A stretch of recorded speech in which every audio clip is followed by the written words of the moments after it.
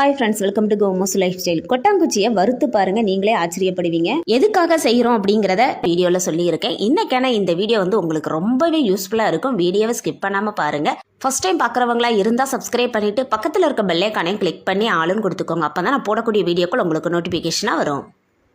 ஒரே ஒரு கொட்டாங்குச்சி மட்டும் இருந்தால் போதும், நீங்களே ஆச்சரியப்படுற அளவுக்கு இருக்கும். ஒரு கொட்டாங்குச்சி எடுத்திருக்கிறேன். நிறைய பேர் இதை கொட்டாங்குச்சின்னு சொல்லுவாங்க, சிரட்டைன்னு சொல்லுவாங்க. உங்கள் ஊரில் நீங்கள் எப்படி சொல்லுவீங்க அப்படிங்கிறதையும் கமெண்டில் சொல்லுங்கள். அடுப்பு ஆன் பண்ணிட்டு ஒரு இடுக்கி பயன்படுத்தி இந்த கொட்டாங்குச்சியை நெருப்பு பற்ற வச்சுக்கலாம். நெருப்பு பற்றிச்சதுமே அடுப்பை ஆஃப் பண்ணிடுங்க. இப்போ இதை வேஸ்டான ஒரு கடாயில் சேர்த்துக்கலாம். வேஸ்டான பாத்திரம் எதுவும் வச்சுருந்தீங்கன்னா அதில் கூட சேர்த்துக்கோங்க. கையில் பற்றாமல் பார்த்து செஞ்சுக்கோங்க. இந்த நெருப்பு கூடயே இன்னும் 2 முக்கியமான பொருள் சேர்க்க போகிறோம்.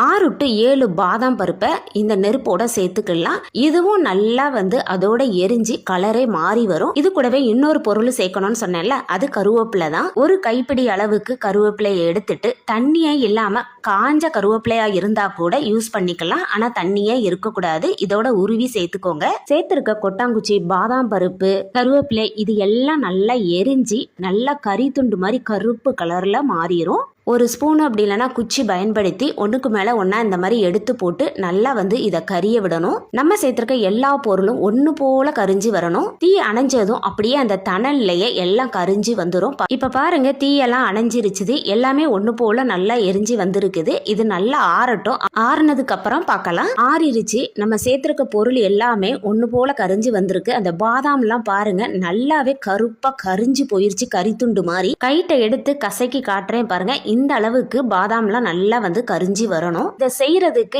7 to 10 நிமிஷம் தான் ஆகும். அதுக்கு மேலெல்லாம் ஆகாது. இப்போ இதை ஒரு மிக்சி ஜாரில் சேர்த்துக்கலாம். மிக்சி ஜாரில் தண்ணியே இல்லாமல் பார்த்துக்கணும். மிக்சி ஜாரில் சேர்த்துட்டு இதை நல்லா நைஸாக பவுட்ரு பண்ணி எடுத்துகிட்டு வந்துக்கலாம். இந்த அளவுக்கு நல்லா நைஸாக பவுட்ரு பண்ணி எடுத்துகிட்டு வந்துட்டேன். இந்த ஒரு பவுட்ரு மட்டும் நம்மகிட்ட இருந்தாலே போதுங்க.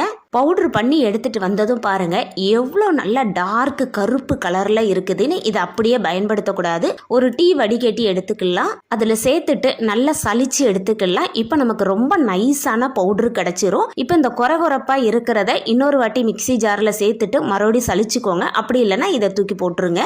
இந்த பவுடரை இப்போ நம்ம எதுக்கு யூஸ் பண்ண போகிறோம் அப்படின்னா, இப்போலாம் சின்னவங்கள்ல இருந்து பெரியவங்க வரைக்குமே வெள்ளை முடி வருது. நிறைய பேருக்கு கெமிக்கல் கலந்த ஹேர் டைலாம் அடிக்கிறதுக்கு விருப்பம் இருக்காது.